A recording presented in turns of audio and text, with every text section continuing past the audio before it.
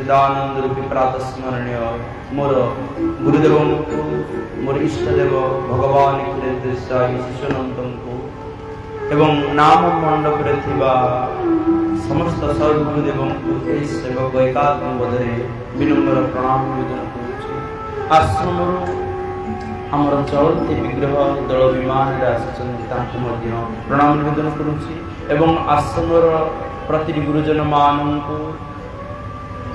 प्रणाम निवेदन करुँचे प्रति श्रोता मान अनंत बलिया सेवा संघर प्रति गुरु भाई भौणी मान प्रणाम निवेदन करुँचे। गतकाली आम शुणुले से गुरु गोविंद कथा जो गुरु गोविंदंकर कथा को श्रवण करिकी आम जीवन रे अनेक ताप पाप को आमे नष्ट करि परिबा, जो कथा आम जीवन रे परिवर्तन आनी पारे एवं जो कथा आम पारिवारिक जीवन रे आम सांसारिक जीवन रे एक आध्यात्मिक स्रोत भरी दिए, सी आउ कौन कथा नुह, सी होचुन सी गुरुदेवंकर दिव्य कथा। किंतु भागवत कहउछन्ति जेतेबेले राजा परीक्षित जाउछन्ति,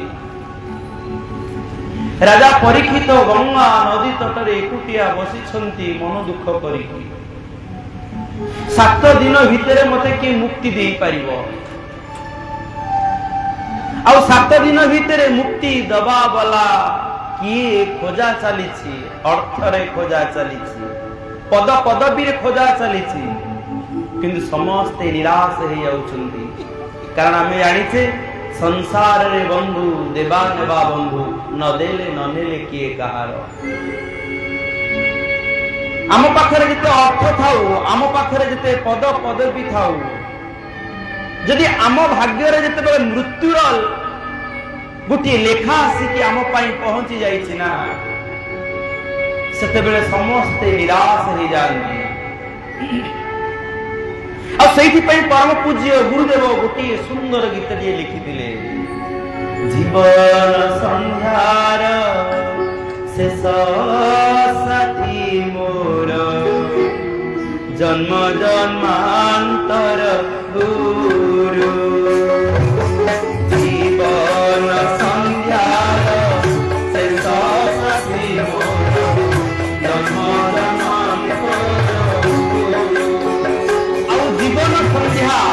से संध्यार मुहूर्त केते बेले ना, जेते बेले आम जीवन रे वृद्ध वयस आसी पहुंची जाए, आउ सेई शेष समय रे आम पाई जीवन संध्यार शेष साथी होचंती गुरुदेव। आ गुरुदेवं को पाइबा पानी हेले आमे कहिबा जे हां मु तो गुरु मंत्र नेइची, मो ताले मुक्ति पाई जाईची, कारण गुरुदेवंक पाखरे तो मुक्तिर चाबी अछि। किंतु संत तुलसीदास कहले या सत्य जे गुरुंक पाखरे मुक्तिर चाबी अछि, किंतु गोटे कथा जानि थाओ, से कथाटी कोन, मुनि ऋषि माने एबी भी गुंफा रे हिमालय पर्वत रे लंबा लंबा दाढ़ी रखिचंदी, लंबा लंबा जट रखिचंदी, भगवानंकर नाम को काहे जप करूचंदी। आम परम पूज्य गुरुदेव आमको काहे कहिचंती, राति पाइबो तुमे जाग हे अनंत पड़िबो, भवसागर पड़िबो, प्रार्थना करिबो, जप करिबो, कोन पई कहिचंती। संत तुलसीदास कहउचंती, जन्म जन्म मुनि जतना कराई, अंतराम नाम कहत सुई,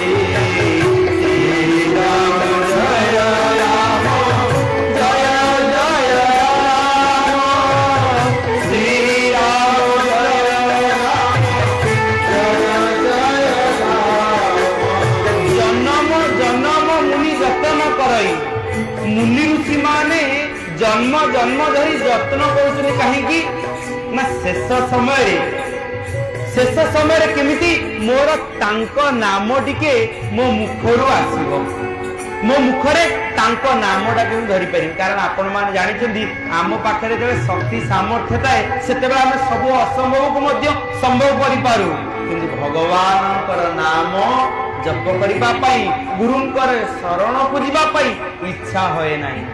और सेहिति पई मुनि ऋषि माने युवक बयस बाट देखै देइछन्ती, बाल्य काल धर्म धन संति, और सेही कथा ही आज कहउछन्ती राजा परीक्षित बसि जाइछन्ती कि मते कोने संसार रे केही नांती मते मुक्ति देई परिबे। किए कुछनी 11 दिन लागिवो, किए कुछनी 12 दिन लागिवो, किए कुछनी 9 दिन लागिवो। व्यासदेवंकर नंदन राजा से राजाधिराज जे महाराज बोले आमे कहूचे संत मानू आसी पहुंची गले सुखदेव। सुखदेव जाउछंती, देवता मान तांको पाखरे आसी पहुंची गले। देवता मान आसिक कहउचंती हे सुखदेव तुम कुआडे जाउछ कहले तुम कौन देवता माने मो पाखरे आसिक पहुंची गलनी सुखदेव देवता मान प्रणाम करूचंती देवता माने मध्य सुखदेव को प्रणाम करूचंती कहले तुम जानि मु काहे की जाउची मु जाउची मोर शिष्य पाखु मोर शिष्य गंगा नदी कूल रे बसिकी आकुल रे व्याकुल रे मते डाकुची मुक्ति पाई से चित्कार करूची से जानी नहीं जे मुक्ति ठारू आहुरी बड़ मार्ग मो पाखरे अछि आउ सेई मार्गटिकु मु नबा पाई मु सेई मार्गटिकु ताकू दबा पाई वर्तमान जाउछि मु सेई मार्ग मु ताकू देई देबी एठी समस्त कहउछन देवता माने गोटे कथा आपण मने रखंतु तुमे जो मुक्तिर मार्ग ताकू दब से कौन से कोजरी सेही कथा अछि भागवत सर्वोपनिषद गावो जी सर्व उपनिषद जो गीता जो भागवत से गीता भागवत कथा मु कहबा पाई जाउछि आहा की कथा कहले सी आउ केते 7 दिन भीतर तार मृत्यु हे जीवो तुम आगर तुम शिष्य मरी जीवो तुम कोन ए कथा चाहूच देवराज इंद्र को मु सांगरे आसीबा बेले अमृत नै के आसीची तुम नै जाओ ए अमृत को तुम शिष्य को देई देबो तुम शिष्य अमर ही जीवो आउ आमकु भागवत कथा कहि दियंतु भगवानंकर गुरुंकर लीलार कथा कहि दियंतु कारण भागवत एइभଳି एक शास्त्र एइभଳି एक बाहुमय मूर्ति जहांकु साधारण भाव रे गणा जाई पारे ना आ सेही भଳି भागवत कथा को तुमे आमकु कहि दियो सुखदेव कहउचंदी ना मु जानि छी मो शिष्य मरिबो ता पई मृत्यु अछि किंतु मरिबा पूर्वरु से थरटी मृत्यु को भय करी कि नुआ मृत्यु को जीति कि सी मरिबो सी सिना तार से शरीर मरिबो ता आत्मा मरिबो ना कोटि काच कोटि कांचन ये भगवानंकर कथा गुरुंकर कथा सब बेले अमृत स्वरूप हीरा आ मु से कथा को मो शिष्य को ही केवल कहबी कारण तुम पाखरे धन थाई पारे संपत्ति थाई पारे पद पदवी थाई पारे पद पदवी द्वारा के गुरु को ग्रहण करि पारिबे नाही गुरुंकर कथा अमृत को श्रवण करि पारिबे नाही गुरुंकर कथा अमृत श्रवण करिबा पाइले नम्रता व्याकुलता थिबा दरकार जेमिति आपण मान भीतर से व्याकुलता अछि बोले आपण मान आसी के बसि छंती से कहउचंती जे से व्याकुलता ना मो शिष्य पाखरे अछि भागवत कहउचंती चिंतामणि लोक सुखम सुरगु स्वर्ग संपदम प्रजच्छति गुरु प्रीतो वैकुंठ जोगी दुर्लभ ये चिंतामणि को जे चिंता करंती मानसिक करंती जा इच्छा करंती तांकु सिए प्रदान कर दियो जिन चिंतामणि आ कल्प बट वृक्ष मूल रे जे जहा मानसिक करंती ता पारंती किंतु जहा जोगी मानंग पई दुर्लभ सेई वही दुर्लभ शक्ति सामर्थ्य अधिकारी गुरुदेव करि पारंती बोलानंदे कबार आउ सेई वही कथा कोना दिव्य कथामृत को सरस्वती नदी कूल रे आज बसिकी लिखिबा पाई जाउछंती व्यासदेव ये तांको पाखरे जो देवर्षि नारद आसी ना गतकाली सेठी थिला देवर्षि नारद कहउछंती जे मु मो अनुभूतिर कथा कहबी जे कहीं कि आम छोट छोट पिला माननकु सतसंग सुनिबा आमे कहीं कि छोट छोट पिला माननकु गुरु आश्रम को संगरे नै कि जिबा कहीं कि आमे संध्या बेले प्रार्थना करूथला बेले आम पुओ को आम झियो को कहीं कि प्रार्थना सिकेइबा कहउचंती देवर्षि नारद मु पूर्व जन्म रे रामदास थिले मो माँ जने पतिहरा माँ थिले बापा मु छोटोटी हेतिले बापा मोर मरी जाइथिले संसार छाड़ी चली जाइथिले मो माँ या घर ता घर काम करिकि मते आनिकि खाइबा को मुठे दिए मो माँ या घरे ता घरे काम करिकि खाइबा को दिए किंतु ता सहित मते संस्कार दिए मते मो माँ चोरी करिबा सिखै नाही कहार तंटी चिपेबा सिखै नाही मते साधु संत मान को गुरुजन मान को केमिति सम्मान देबा पई पड़िबो से कथा मो माँ मते सिखैथिले अल्प बयसर रामदास देवर्षि नारद एथि पई कहउछन्ति जे जीवन गति अनुभव उद्धवे कहिले माधव आपण माने एटिक बसिछन्ति आसी कि गुरुंक सम्मुखरे गुरुंकर दर्शन करिबा द्वारा गुरुंकर कथामृत को श्रवण करिबा द्वारा कोन आपण माने प्राप्त होचन्ति ता आपण माने कहि परिबे किंतु जो माने आसी नांती हां एमिति हेई थिबो तांको पई प्रश्नवाचक सृष्टि पारे किंतु आपनक भीतर कोन सृष्टि हेची ना प्रीति सृष्टि हेची सेति पई भागवत कहउचन्ति भक्ति रे प्रीति नाही जार से काहू लभे मो बय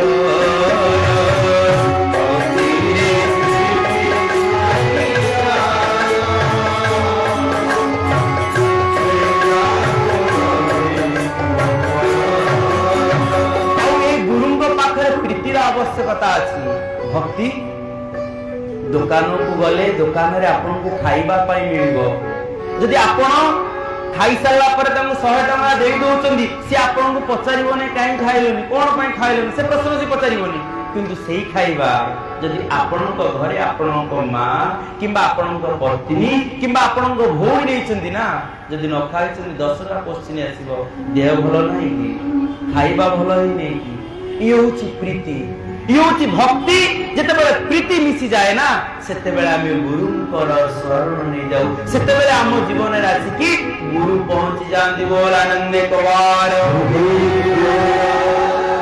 आउ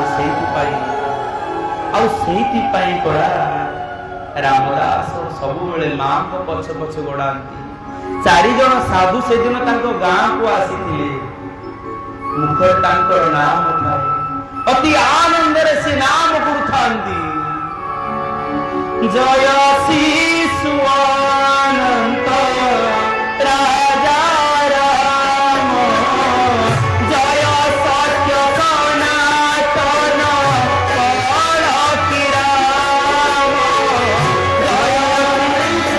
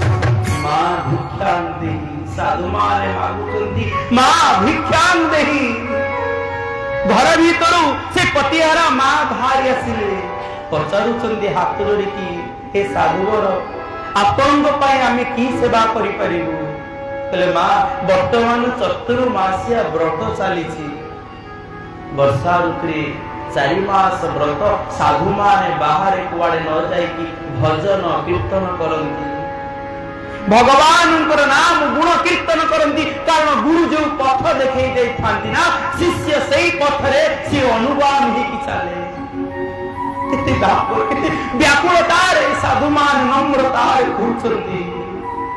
ଖାଲି କଣ କୁହାଯାଇଛି ସାଧୁ ଯେ ମଳୟ ପବନ, ସାଧୁଙ୍କର କଥାରେ ସାଧୁଙ୍କର ବାଣୀରେ ସେଇ ପବିତ୍ର କଥାରେ ମନ ପ୍ଳାବିତ ହେଇଯାଏ। ସେ ମନ ଭଗବାନଙ୍କ ପାଖକୁ ଆପେ ଆପେ ଚାଲିଯାଏ। କହୁଛନ୍ତି ମା ଆମେ 4 ମାସ ବ୍ରତ କରିବୁ, ଆମର ମଠ ନାହିଁ, ଆମର ଘର ଦ୍ୱାର ନାହିଁ, ଆମେ କଣ ତୋ ପାଖରେ ରହିକି 2ଟା ଖାଇକି ଭଜନ କୀର୍ତ୍ତନ କରିପାରିବୁ? ଦେଖନ୍ତୁ ସେ ପତିହାରା ମା ପାଖରେ ଧନ ସମ୍ପତ୍ତି ନାହିଁ, କିନ୍ତୁ ମନା କରୁନାହାନ୍ତି।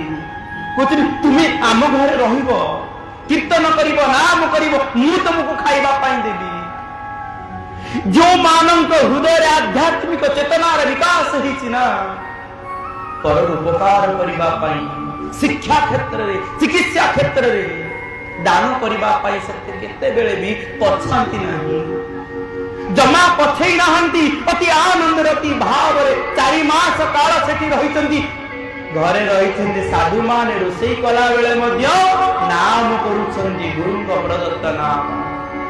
ଖାଇଲା ପୂର୍ବରୁ ମଧ୍ୟ ନାମ। ଆମକୁ ମଧ୍ୟ ପରମ ପୂଜ୍ୟ ଗୁରୁଦେବ ଏଇ ମାର୍ଗ ଆଶ୍ରମରେ ଯୋଉମାନେ ରହୁଛନ୍ତି ତାଙ୍କୁ ମଧ୍ୟ ଦେଇଛନ୍ତି, ଏବଂ ଯୋଉମାନେ ମଧ୍ୟ ଘର ଭିତରେ ଅଛନ୍ତି ସେମାନଙ୍କୁ ମଧ୍ୟ ଦେଇଛନ୍ତି। ପ୍ରତି ଶିଷ୍ୟ ମାନଙ୍କ ପାଇଁ କେମିତି ଗୁରୁଙ୍କର କଥା ଅମୃତକୁ ଆମେ ଆମ ଜୀବନ ଚର୍ଯ୍ୟାରେ, ଆମ ପାରିବାରିକ ଜୀବନରେ ପାଳନ କରିବା। 4 ମାସ କାଳ ଗଡ଼ିଗଲା, ସାଧୁମାନେ ବାହାରୁଛନ୍ତି, ବିଦାୟ ନେଉଛନ୍ତି। ସାଧୁମାନେ ଯାଉଛନ୍ତି, ସାଧୁମାନଙ୍କ ହାତକୁ ବାଁ ହାତରେ ନୁହଁ ଡାହାଣ ହାତରେ ଧରିଛନ୍ତି, ଆଉ ଏପଟେ ବାଁ ହାତରେ ମା ଧରିଛନ୍ତି। ଗୋଟେ ପଟେ ଛୁଆଟି ମାୟାରୁ ମୁକ୍ତ ହେଇକି ଗୁରୁଙ୍କର ପଛକୁ ଧରିଛି, ଗୁରୁଙ୍କ ପଥ ପ୍ରଦର୍ଶିତ ମାର୍ଗରେ ଯିବା ପାଇଁ ଚାହୁଁଛି। ଆଉ ଗୋଟେ ମା କହୁଛି କାଳେ ମୋ ପୁଅଟା ଗଲେ ବାବାଜୀ ହେଇଯିବ କି? ଭଗବାନ ଶ୍ରୀକୃଷ୍ଣଙ୍କର ବିଶ୍ୱରୂପ ଦର୍ଶନ କରିଥିବା ସେଦିନର ଅର୍ଜୁନ ତାଙ୍କ ଭିତରେ ମଧ୍ୟ ଶେଷ ସମୟରେ ତାଙ୍କର ଗାଣ୍ଡି ବସ୍ତ୍ରକୁ ଛୁଇଁବା ପାଇଁ ମଧ୍ୟ ପାଖକୁ ଯାଇନାହାନ୍ତି। ଭଗବାନଙ୍କର ବିଶ୍ୱରୂପ ଦେଖିଛନ୍ତି, ସିଏ ବି ବାବାଜୀ ହେଇ ଯାଇନାହାନ୍ତି। ସାଧୁ ସନ୍ଥ ହେବା, ଆଶ୍ରମ ଜୀବନ ଯାପନ କରିବା ଇଏ ସାଧାରଣ କଥା ନୁହଁ। ପୂର୍ବେ ଯେଣୁ କରିଥାଇ ଚିତ୍କୃତ କେଶବ କାର୍ଯ୍ୟ ଲାଗେ ତାର ଚିତ୍ତ।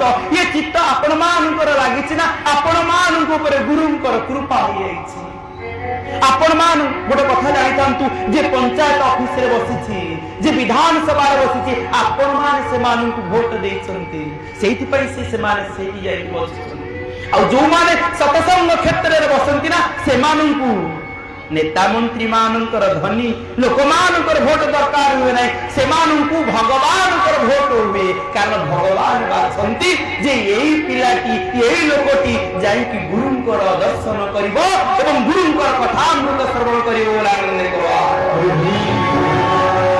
ଖାଲି ସେତିକି ନୁହଁ, ମାଙ୍କ ପଛରେ ପୁଅ ଦେଖୁଛନ୍ତି, ହେଲେ ମା ଅନେଇଛନ୍ତି। ଗୁରୁ କଣ କହୁଛନ୍ତି? ହେଲେ ବାପା ରେ ଭଲରେ ମୁଁ ତତେ ମନ୍ତ୍ର ଦେଇଦେବି, ତୁ ତୋ ମା ପାଖରେ ରହିବୁ, ତୋ ମା ରେ ସେବା କରିବୁ। ଯେ ଉତ୍ତମ ଗୁରୁ, ଆମ ଗୁରୁଦେବ କଣ କହିଛନ୍ତି ପ୍ରାର୍ଥନାରେ? ମାତା ଗୁରୁ ପିତା ଗୁରୁ ଜୟ ଗୁରୁ ଜୟ ଜୟ, କର୍ଣ୍ଣ ଗୁରୁ ଜ୍ଞାନ ଗୁରୁ ଜୟ ଗୁରୁ ଜୟ ଜୟ, ମାତା ଗୁରୁ ପିତା গুরু জয় গুরু জয় গণ গুরু জ্ঞান গুরু জয় গুরু সদ্গুরু মুক্ত গুরু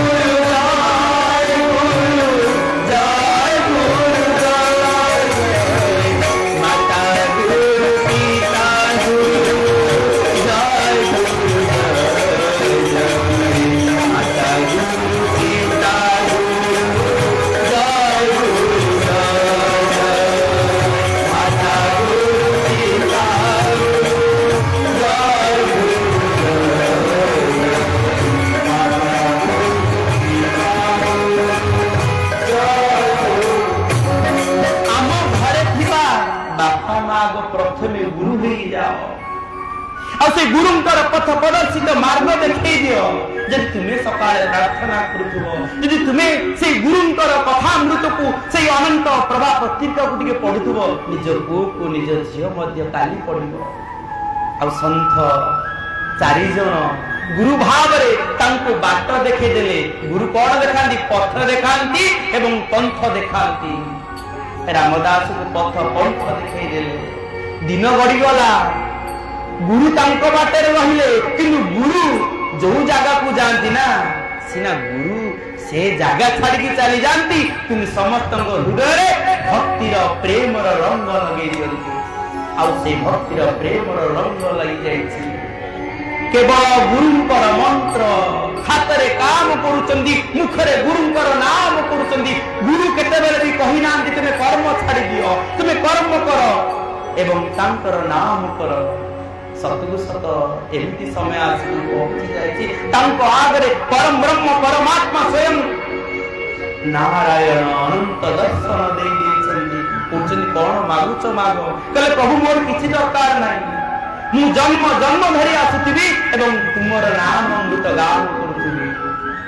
ଅଧିକ ସମୟ କହିବି ନାହିଁ, କଥାକୁ ସାଙ୍ଗ କରିବା, କାହିଁକି ନା ଆମେ ପରମ ପୂଜ୍ୟ ଗୁରୁଦେବଙ୍କର ଦିବ୍ୟ କଥାମୃତକୁ ଶ୍ରବଣ କରିବା। କଣ ହେଇଗଲା? ଭଗବାନ କହୁଛନ୍ତି, କହିଲେ କିଏ ଧନ ସମ୍ପତ୍ତି ମାଗେ, ତୁ କେବଳ ପ୍ରଭୁଙ୍କର ନାମ ମାଗୁଛୁ।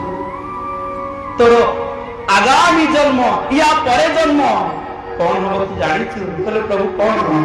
ନା ତୁ ଦେବର୍ଷି ନାରଦ ଭାବରେ ଦେବର୍ଷି ନାରଦ ଭାବରେ ଏଇଥିପାଇଁ ତୁ ଜନ୍ମ ହବୁ ଯେ ତୁ ଯେହେତୁ ଗୁରୁଙ୍କର କଥାକୁ, ଗୁରୁଙ୍କର ବାଣୀକୁ କେବଳ ପାଳନ କରିଛୁ, ତାହା ନୁହଁ, ପାଳନ କରିବା ସହିତ ଅନୁଭବ ମଧ୍ୟ କରିସାରିଛୁ। ଆଉ ସେଇଥିପାଇଁ ମୁଁ ତତେ ଏଇ ବଳ ଦଉଛି, ତୁ ଜନ୍ମ ଜନ୍ମ ଧରି ତୁ ଆସୁଥିବୁ ଏବଂ ତୁ ଦେବର୍ଷି ନାରଦଙ୍କ ରୂପରେ ସଂସାରରେ ନାମ ଅମୃତ ଗାନ କରୁଥିବୁ। କିନ୍ତୁ ପ୍ରିୟ ସଜ୍ଜନ, ଏଇଥିପାଇଁ କହିଲି ଗଙ୍ଗା ନଦୀ କୂଳରେ, ଗଙ୍ଗା ନଦୀ କୂଳରେ ରାଜା ପରୀକ୍ଷିତ ବସିକି ଭାଗବତ ଶ୍ରବଣ କରୁଛନ୍ତି। କିଏ କହିବେ ନା, ତାଙ୍କୁ କହୁଛନ୍ତି ସୁକଦେବ ଗୁରୁଙ୍କର ମୁଖାର ବିନ୍ଦୁ କଥା ଶ୍ରବଣ କରୁଛନ୍ତି। ସୁକ ମୁଖାଦ ମୃତ ଦ୍ରବ ସଂଯୁକ୍ତଂ ପିବତ ଭାଗବତଂ ରସମାଳୟଂ। ପ୍ରତିଟି ରସ ଆପଣ ମାନେ କଣ ପାଟି ବାଟେ ଆମ୍ବ ରସ ହଉ, ଯୋଉ ରସ ହଉ ପାଟି ବାଟେ ପାନ କରନ୍ତି, କିନ୍ତୁ ଭାଗବତର ରସକୁ, ଗୁରୁଙ୍କର କଥାମୃତକୁ କାନ ବାଟେ ପାନ କରନ୍ତି।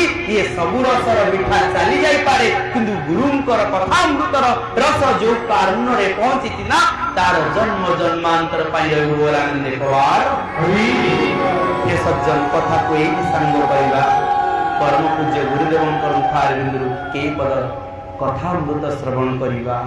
ଶାନ୍ତିର ଦର୍ଶନ ଗୁରୁ ଦର୍ଶନ, ଶାନ୍ତିର ଦର୍ଶନ ଗୁରୁ ଦର୍ଶନ, ପ୍ରେମମୟ ମୂର୍ତ୍ତି ଚିତ୍ତଙ୍ଗ ପଦଂ, ପ୍ରେମମୟ ମୂର୍ତ୍ତି ଚିତ୍ତଙ୍ଗ ପଦଂ, ଶାନ୍ତିର ଦର୍ଶନ ଗୁରୁ ଦର୍ଶନ, ଶାନ୍ତିର ଦର୍ଶନ,